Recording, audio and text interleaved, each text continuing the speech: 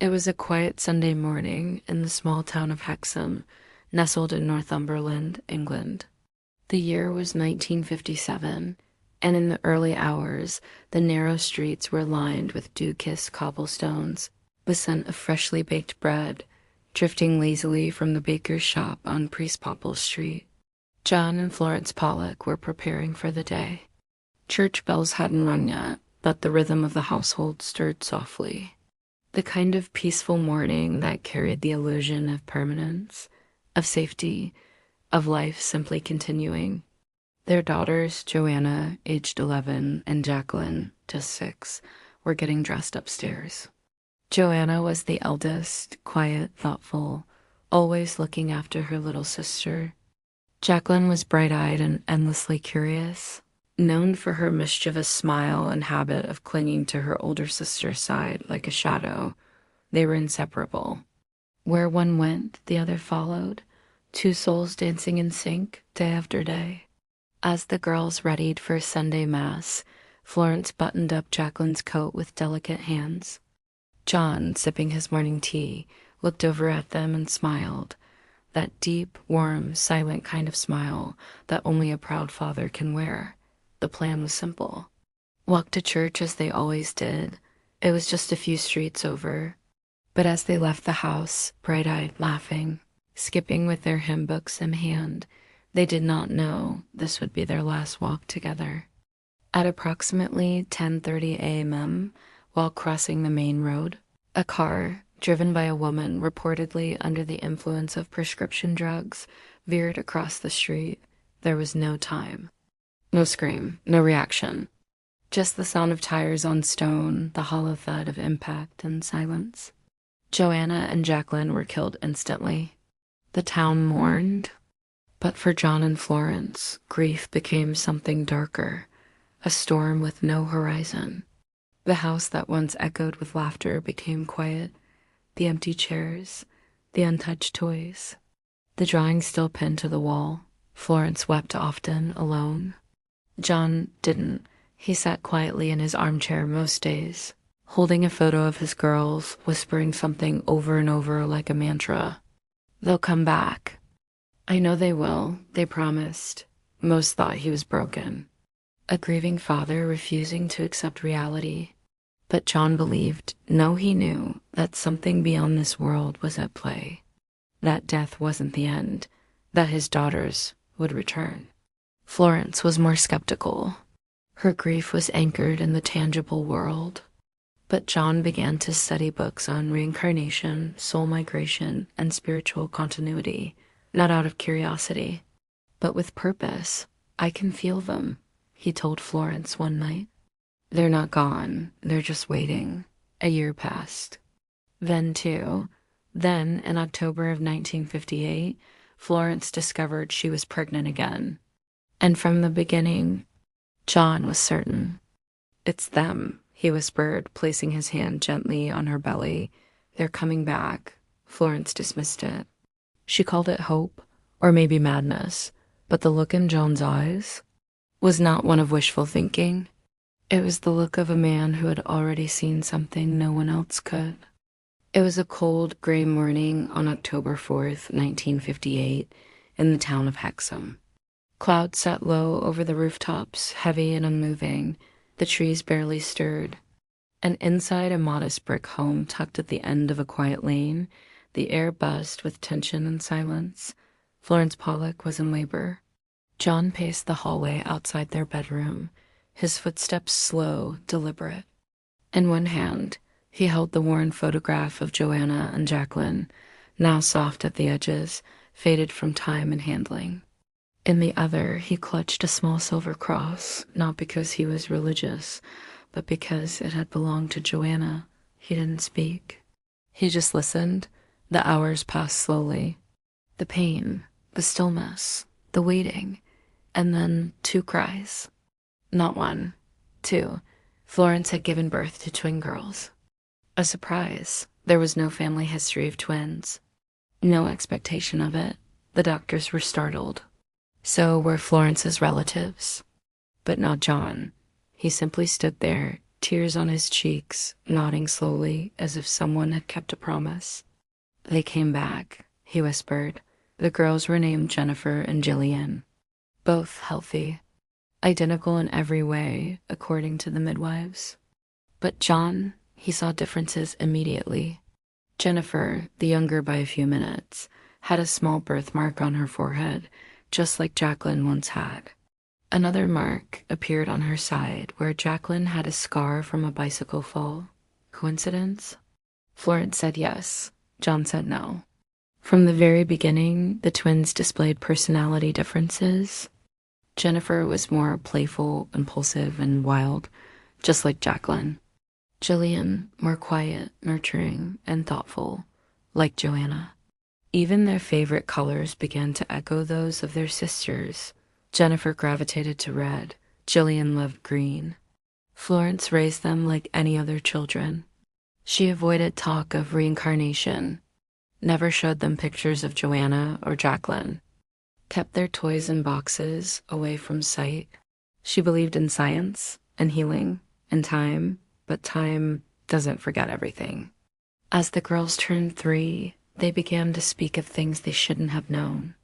They mentioned places they had never visited, talked about a school they had never attended, said names that no one had ever told them. One day, while helping unpack boxes in the attic, John found an old trunk filled with Joanna and Jacqueline's toys. Without a word, he opened it in front of the twins. Jennifer immediately reached in and pulled out a small doll with blue ribbons in its hair. "That's mine," she said with certainty. Jillian pulled out a stuffed bunny and clutched it tightly. "You gave this to me after I scraped my knee," she said to Florence. Florence froze. No one had told them.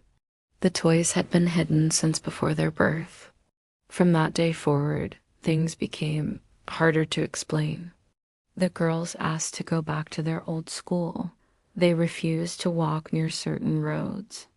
Jennifer had intense nightmares of being hit by a car. She would wake up screaming, "The car is coming, my head hurts." Jillian would climb into bed beside her, patting her back the way Joanna once did. John watched quietly, not with fear, but with the quiet knowing of a man whose belief had finally taken form. Florence, however, began to tremble inside. She had tried to forget, to move on. But her daughters were now talking, like the ones she'd buried. And then one evening, while playing in the garden, the girls stopped. Jennifer stared at a spot near the stone wall. "This is where it happened," she said. "Where what happened?" Florence asked gently. Jennifer blinked. "Where the car came." "But it's okay. We came back." Florence dropped the watering can. It clattered against the stone path. The sound echoed longer than it should have. The Pollock home, once a quiet place of mourning, was now filled with sounds again. Laughter, footsteps, whispers between sisters. But there was an undertone to it all. Something strange, something slightly misaligned. Florence often sat by the window, watching Jennifer and Jillian play in the garden. From a distance, they looked like any ordinary pair of sisters. But when she listened closely, really listened, she began to hear things that made her fingers tighten around her teacup. "You're older this time," Jennifer would say. "Only by a little," Jillian would reply. They spoke of things they never experienced, people they never met, places they had never been, and not like children pretending, but with specificity, accuracy, and a kind of quiet certainty. One rainy afternoon, while flipping through a photo album, Florence thought she had hidden well. The girls pointed at a picture from years before, a group photo of Joanna's old class. Names not labeled, faces unfamiliar to them. Jillian tapped one of the girls. That was Emily. She let me borrow her red pencils. But only on Fridays. Florence said nothing, her hands trembling slightly.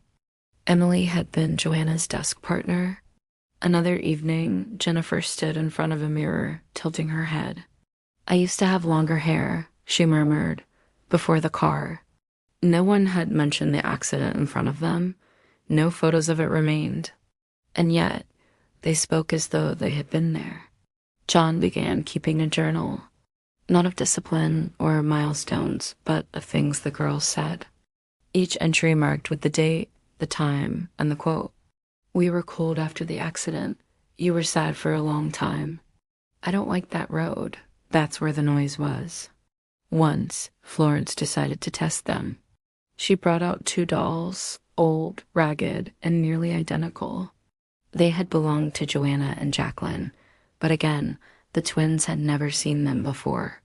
Florence placed them on the floor. "Choose whichever you like," she said. Jennifer walked forward and picked up the one with the frayed pink ribbon. "This one was mine. She was missing an eye, but I loved her anyway." Jillian nodded and chose the other. "Mine had the necklace with the star bead." Both statements were true. Florence hadn't known what to say. The twins were not merely remembering, they were reliving. Small details, emotions, moments. It was as if a film was playing behind their eyes. Not imagined, remembered.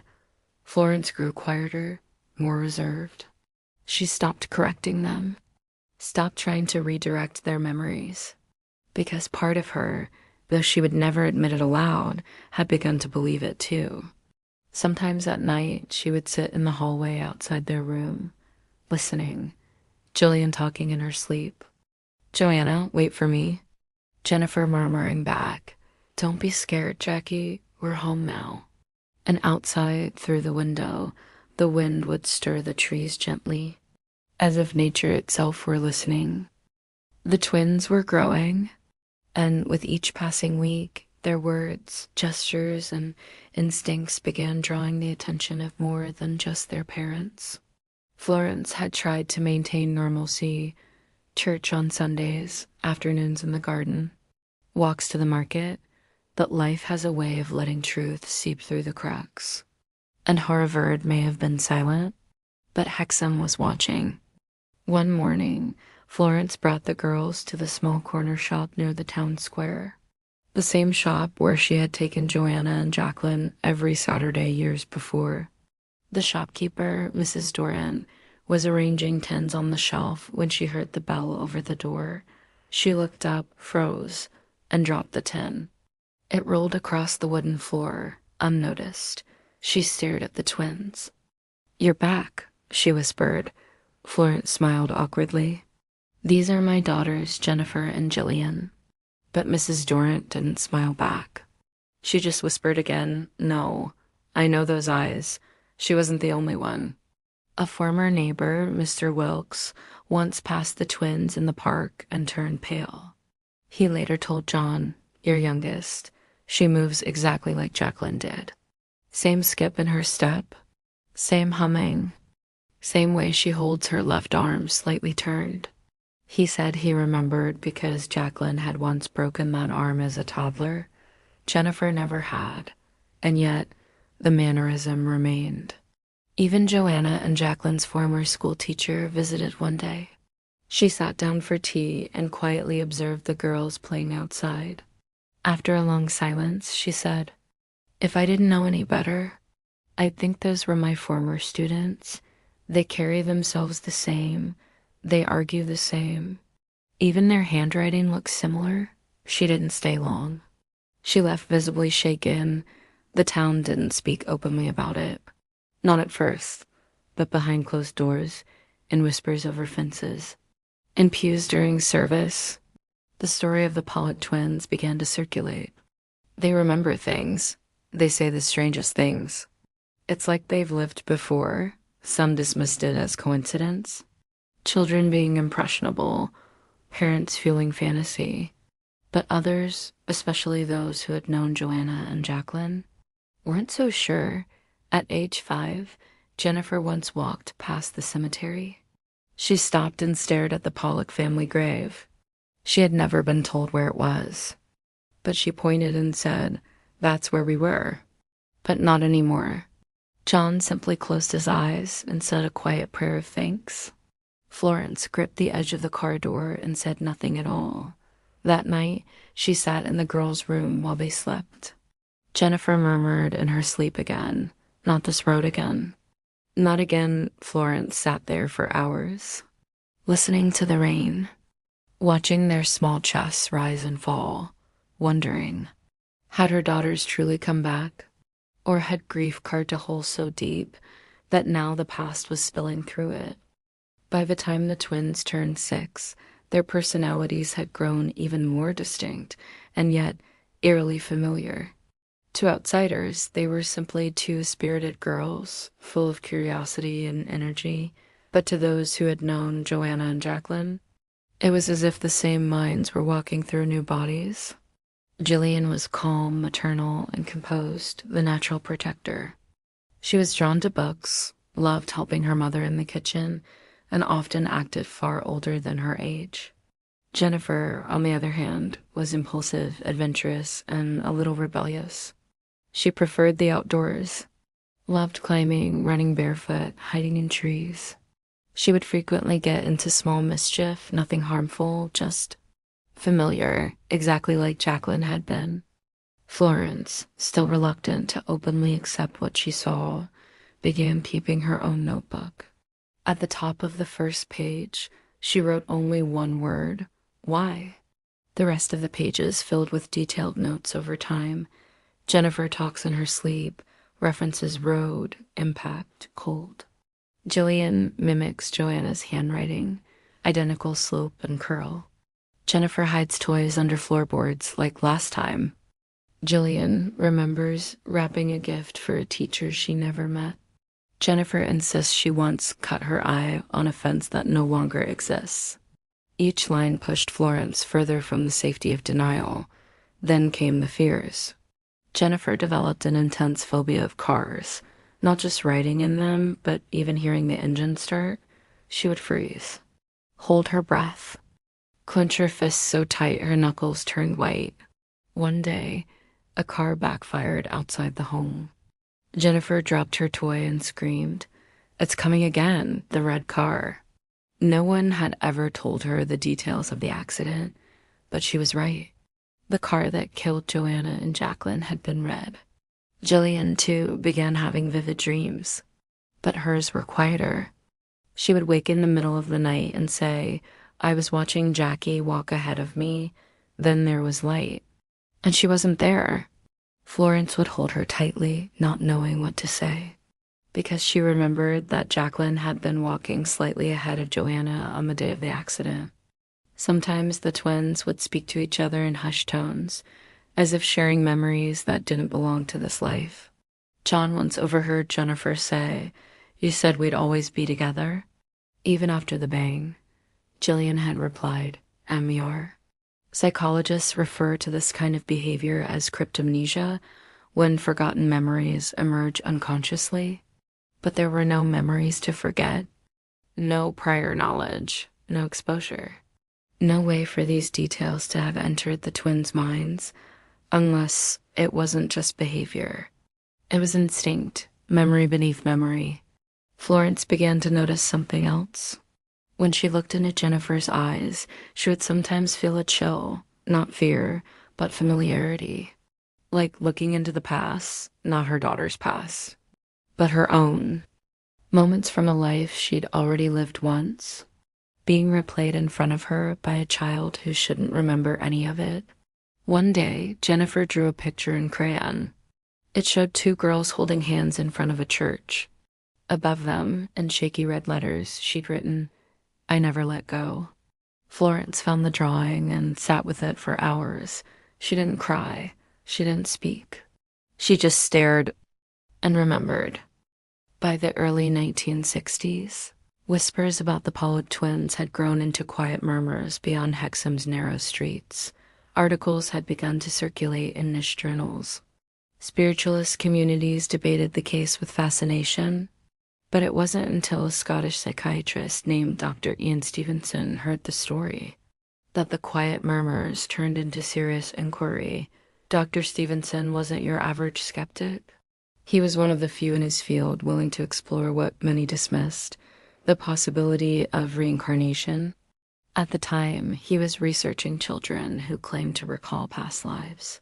He had interviewed dozens across cultures, India, Lebanon, Burma, but England, twins even, that was new.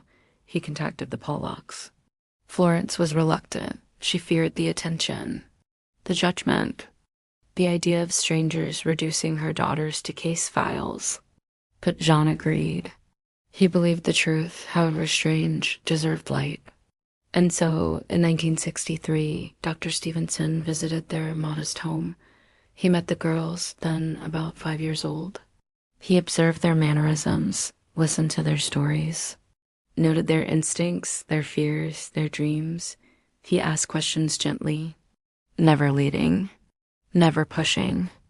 Jennifer looked at him during one of the sessions and said, "You're here to find proof, but we already know." It wasn't a boast. It wasn't smug.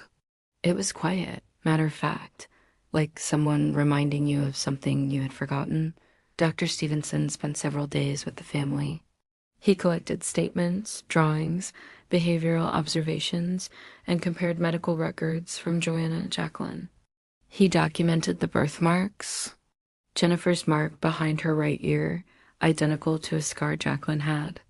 Another on her waist, a rare mark in the exact spot where Jacqueline had a surgical scar. Coincidence? Maybe. But 2 marks in the same locations on the same child? Even the skeptical mind paused. The doctor was meticulous. He noted how Jillian favored Joanna's reading posture, how Jennifer's hand grip matched Jacqueline's broken finger from a past accident, even though her fingers were physically uninjured. He recorded the dream accounts, the fears, the voices in sleep, the statements like, "When the car hit, it made everything go black, but I still heard Mom crying." Statements that were never shared with the twins by their parents. After weeks of research, Dr. Stevenson left Hexham. His notebooks were full, his mind unsettled. He would go on to write about the Pollock twins in his seminal work, 20 cases suggestive of reincarnation. In it, he called their case one of the most compelling examples of reincarnation in the Western world. But even he, with all his experience, logic, and training, admitted something strange. There are moments when observing these children when you feel not as if you're speaking to young girls, but to memory itself. Still, the world didn't know what to do with such a story. Academics rejected it. Church leaders avoided it. Skeptics dismissed it, and yet Jennifer and Jillian kept growing, still remembering, still carrying fragments of lives they never lived. Florence once asked Stevenson, "When will they forget?" He paused and replied gently, "If the soul holds on tight enough, maybe never." Time, as always, kept moving. Jennifer and Jillian turned 6, then 7, then 8. Their worlds expanded. New friends, new routines, new memories of this life. And slowly, almost imperceptibly, the echoes of the past began to soften. Florence noticed it first. There were fewer sleep murmurs. The strange, specific statements faded. The games they used to play, where Jennifer would pretend she was Jacqueline again, were replaced by new interests, new books, new stories. Life, it seemed, was slowly covering the tracks of what came before, but not completely. Some things refused to be buried. Even as they forgot the details, the impressions remained. Jennifer still refused to cross the main road without holding someone's hand. Jillian still cried during certain hymns at church, the same ones Joanna used to sing, and when they passed by old parts of Hexham, Jennifer would occasionally glance toward side streets and say, "It's changed," not in confusion, not in curiosity. But like someone mourning a home that was no longer there, Dr. Stevenson returned once more when the twins were 10. He found them happy, healthy, more grounded in the present. They no longer spoke of before. They had almost no memory of Joanna or Jacqueline. When he asked Jennifer if she remembered drawing a picture of the church with 2 girls holding hands, she furrowed her brow. No, but that sounds nice. When he asked Jillian about the bunny toy with the star-shaped bead, I think I used to have something like that, she said, but maybe I just saw it in a dream. Florence struggled with the change, relief and grief tangled together. She wanted her daughters to live full, unburdened lives. But part of her, a quiet part she never spoke of, missed the strange certainty of those early years, the mystery, the magic, the sense that something greater had touched them. John, however, was content. They came back, he said simply one evening. They stayed long enough to know they were loved. And now they're free. As the years passed, the family stopped talking about the past entirely, not by denial, but by agreement. It was as if all of them sensed the time for remembering had passed, but even so, there were moments, quiet flashes, dreams Jennifer couldn't explain, deja vu Jillian couldn't shake, smells that made them sad, though they didn't know why. Memory isn't always made of facts. Sometimes it's made of weight, and some weights are carried across lifetimes, not heavy, just present. One summer evening, Jennifer and Jillian sat watching the sun disappear over the hills.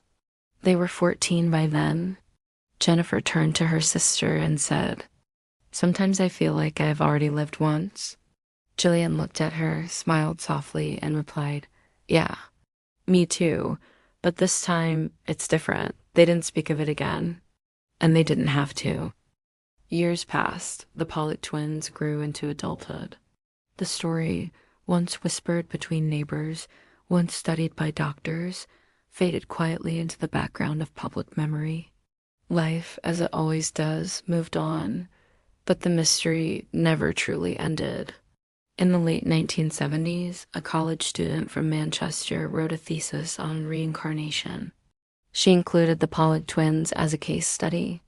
That paper was quietly passed from professor to professor, then quoted in a fringe psychology journal, and eventually found its way onto a national radio program.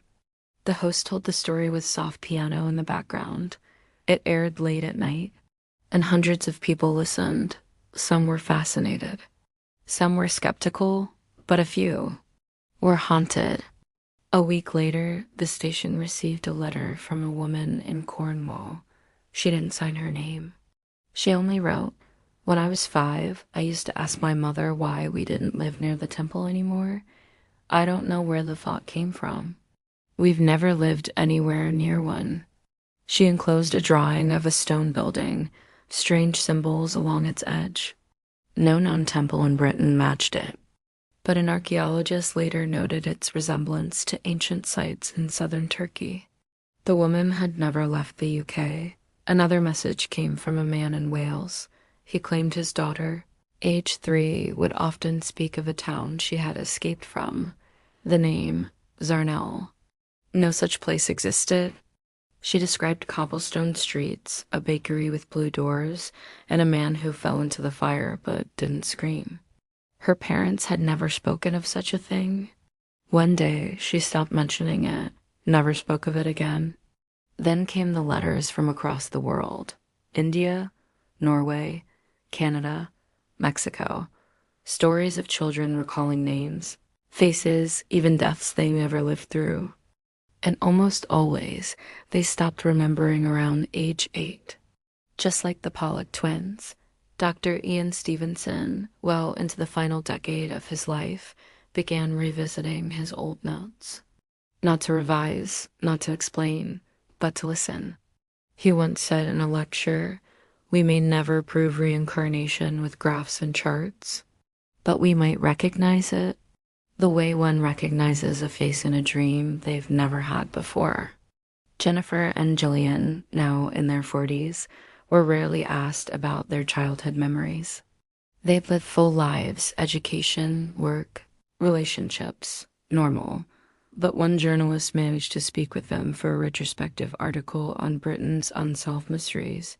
Jillian said little. Jennifer, after a long pause, said only this: "I don't remember much from when I was little, but sometimes I dream about a church.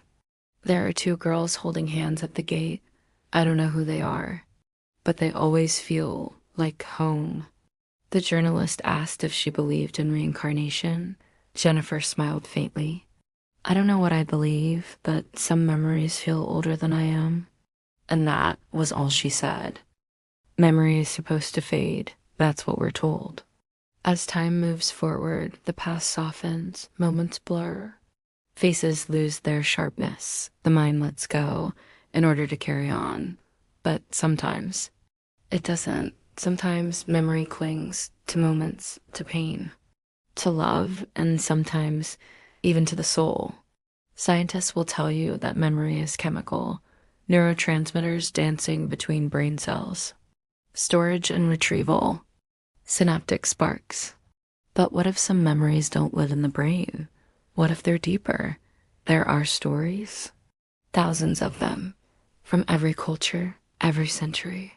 Children speaking in forgotten languages, dreams that reveal real places, scars that mirror wounds never received, names remembered from lifetimes no one ever lived. Skeptics say these are fantasies, coincidence, suggestion, storytelling. But even the most skeptical minds, when alone, in the quiet dark, feel something stir when a stranger finishes their sentence, when a scent brings tears they can't explain, when a place they've never visited feels like home. Some call it genetic memory. Echoes pass through blood, biological reverberation. But the Pollock twins weren't carrying ancestral knowledge. They weren't dreaming someone else's past. They were remembering a life that had ended just before their own began. Memory is a weight, not always heavy, but always present. And when carried by a child, that weight can look like wonder or fear or something else entirely. Florence Pollock once said, years after the memories had faded, there were moments I felt like I was raising ghosts. But then I'd see them smile, and they were just my daughters again. She paused. Still sometimes. I wondered if they were smiling at me, or at someone they used to know. Reincarnation. Resonance. Residual energy. Different words for the same strange phenomenon. Memory that doesn't belong. And yet somehow it does. Jennifer once described it as like hearing a song you've never heard, but already knowing the next line. So maybe the soul does carry memory, not all of it, not forever, but just enough to remind us that we've been before, that we've loved before, that we've lost before, and that maybe, just maybe, we come back not to escape the past, but to finish what was left behind. So many questions, so many what ifs, so many things that don't fit neatly into boxes or science or reason. But not every story needs to be solved. Some are simply meant to be heard and felt. Jennifer and Jillian grew up. They laughed, they cried, they lived, they forgot and remembered and forgot again. And maybe that's exactly how it was meant to be. The Pollock case remains one of the most documented examples of reincarnation in the Western world. But even now, decades later, no one has offered a solid explanation. And maybe we don't need one. Maybe some mysteries are meant to be quiet tonight as you lie in bed and your thoughts begin to blur and the weight of the day slowly lifts from your shoulders. Let this story settle in your chest. Like a whisper from another time. You don't need to believe in reincarnation. You don't need to explain anything. You're here. You're safe. You're breathing. And maybe, just maybe, a part of you has lived before, and a part of you remembers. So now, close your eyes. Let the story fade. Let the voices soften. Let the world drift away. Because tonight, you're not just falling asleep. You're traveling across time. Across memory, across something deeper than dreams. Sleep well, dreamer. The files will be here when you wake, and the next story is waiting.